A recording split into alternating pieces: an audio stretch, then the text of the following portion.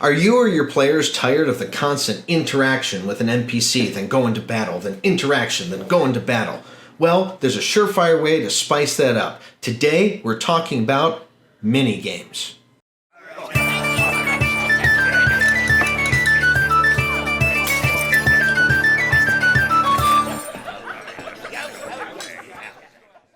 Welcome everyone, I'm Sean, this is Tony, and today we're going to be talking about how to implement mini-games in your D&D campaign.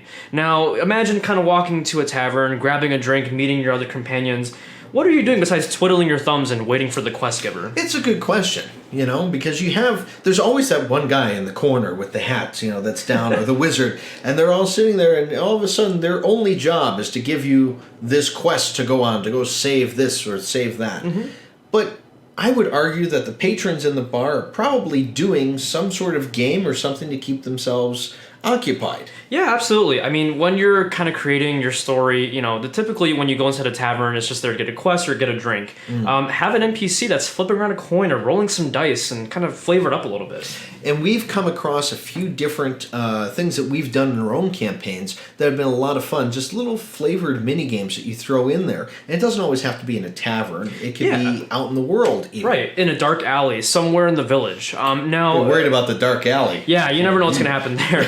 But maybe for starters, something that we started out with is taking games in real life and maybe just toss them in. You had Liar's Dice in your game one time. Liar's Dice was a great way to start it off. We had a tavern that was there, and the party needed to get information from a particular tabaxi that was there in that tavern. And instead of giving the secret away of which the information she had, she challenged them to a game of Liar's Dice. And one person picked up the cup, and we actually played Liar's Dice directly there at the table. It was kind of cool because it was something that challenged your players. It's a lot like how traps challenge your players or puzzles challenge your players, because it was something that they would interact with and not necessarily the character. Yeah, and it's definitely kind of different because instead of like trying to figure out what your stats are or what kind of D20 you're going to roll, it was actually playing a game of skill and luck. Now, it was so cool. I had an actual cup, we had the dice in there, and it was funny because people were actively using spells to like change the result of the dice sometimes, and things like that happened too. And it was cool because you're sitting there going, well, what can we do? And then realized, oh, well, we got a bunch of D6s here. We could actually play another game inside this game. And it was cool because it removed you from the actual scenario a little bit, but you were still role-playing it as the character, which was cool. Yeah. There were a few people spinning spells or whatever to see if they can trick her. Mess with the results and all that too. In fact, I think it ended with somebody doing a suggestion that he was telling the truth. Yeah. And it messed up and got him kicked out of the game. So it was awesome. I've done something kind of similar.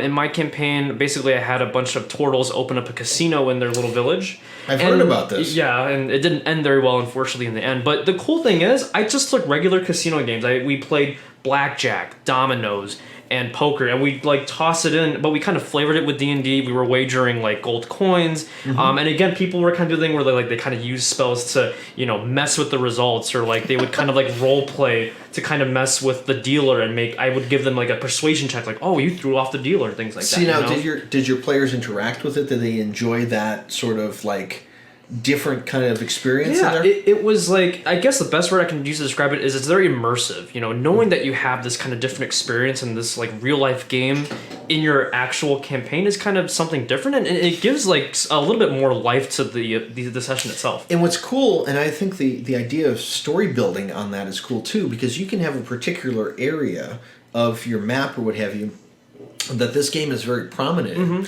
So you can go to different taverns, and now you've got somebody, your players are familiar with this game. They can challenge other people to it and what have you. It builds like a little bit more life to that. Absolutely, it does. It adds more flavor and character to the locations and some of the people that you interact with through the games. Now, once you're actually done trying out some real-life games, you can try homebrewing your own games as well. Which we did. I'll do mine first. I think yours is really cool. It's weird. Mine's pretty simple. I basically took like another dice game, and I called it Elvish First Runner. And basically it's kind of like a wagering game where each person has 3 dice and you roll to see who gets the higher amount. And then you get higher numbers with pairs and all that. It's a pretty simple game that I made up myself. I made it the night before, admittedly. But really? Yeah, I know. You did pretty good. What a with surprise! It, I tell you. But it's so cool. You can really easily kind of make these different games on your own, and it was really awesome because we had a moment where the wager was for an NPC or a bunch of gold, and like we had the characters like rolling dice and trying to wager against this gambler. Who was that we almost lost? For your manservant Malnus. Oh, Malnus. And it was so dramatic because we were on like the last dice rolls and everyone was so excited and like on the edge of their seat. I'm telling you, the tension in this was crazy, and it was for an NPC that we cared about. Yeah. My character never really cares about him, but he does exist. But it was great because it gave them. It was a totally different experience for us to interact with NPCs in that. Yeah, in that scene. Instead of doing the typical like, oh, roll for persuasion, give me an intimidation check, it was like a real different kind of experience when you're rolling for a game. And you could probably sit there and argue, well, that's not D&D, but really, honestly, you got to think about it. This was something to immerse the players in the campaign, and I can guarantee you, not a single one of them was looking at their phone. Oh no, we had everyone enthralled the entire time. Tense on that. It was awesome. I ran a game once myself. It was a Roll20 game. We were playing through different things, and Roll20 has this really cool thing where you can make decks of cards. Yeah. And I found some of these other decks online and everything like that you can make, and I kind of had a wagering game that they did with these cards. It was basically blackjack but with one card. Yeah. So you either at the time were able to trade in the card or bet the card, and each card had a value of gold or silver on it. And whoever had the higher card at the end was the one who won. It was just basically high card, Yeah. It was like that. But it was kind of cool because it took them away from it and it gave them something to play with, which I really loved. Yeah, and it's another great example of kind of presentation. That's a completely different realm when you're using digital and you're using Roll20. Right. But having a tool like that, and I've seen it run, like it's really cool. It's almost like you're playing like Hearthstone or something. Like you see the cards and like things flips over for you, and you all see that. the physical gold being distributed amongst the table. Again, it's just these nice things that immerse you into the world, and they offer a little bit of flavor and spice up things up when you're kind of just like rolling to hit or rolling for persuasion. Now, at the same time, if you're completely stumped where to start on making a tavern game or making any sort of game, I mean, there's always the dinosaur races in Cholt. There's all these different things that are out there. But there's a really great resource that you can take a look at, and that is Tavern Games. On the DMsGuild, and who is that one by? So we have the PDF open right now. Zeke Gonzalez. Yes, is the one exactly.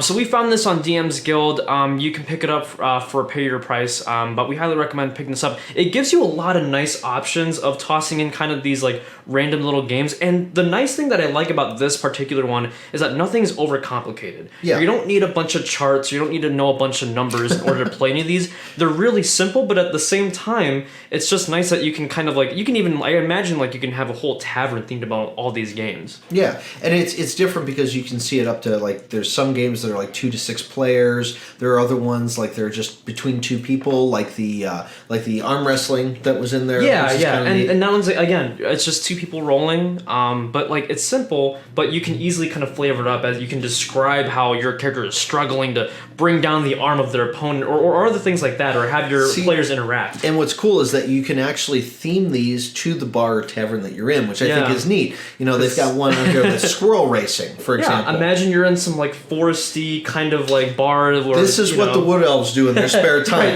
they raise squirrels. They got that one big fluffy gray squirrel that just always seems to win, and it's it's a betting game. It's things that your players can kind of get interested in, and it gives you like little flavor text and everything else too. Like it talks about the stingy bookie. Yeah, it even offers like some optional flavor things that you can do. You can add certain NPCs. You can add certain stipulations to games. There's even some other ones where there are like drinking games or other things like that as well. So it's really cool. There's a lot of different options that you can use with this PDF. Again, it's Tavern Games. You can check it out on DMsGuild. It's a great one to kind of like just begin to start flavoring your taverns before you put in your own games. And I guarantee you guys you'll absolutely love it, and your players will absolutely love it. Something to definitely check out anytime you're on there. We'll put the link below, as we usually do with it. If you've got some games that you'd like to share with us, we are live streaming starting on the 16th. Yes, of and April. I can guarantee you in our streams there will be taverns and there will be opportunities to play games and make bets. So if you've got games that you want to send to us that you might even see happen in our campaign, send them over to our Discord, or you can send it as an email to dmbrewcrew@gmail.com. Right down there. See, I'm getting good at that now. You can also like, subscribe, and hit the little notification bell thing to see when we're going to upload another video. We usually do 3 a week. It's been a little dicey since we've been doing the stream stuff. Yes, but we're busy cooking some really good stuff, so we promise it's not for any waste. So definitely. All right, so remember, the best campaigns are always the ones that are home brewed. So until next time, keep brewing.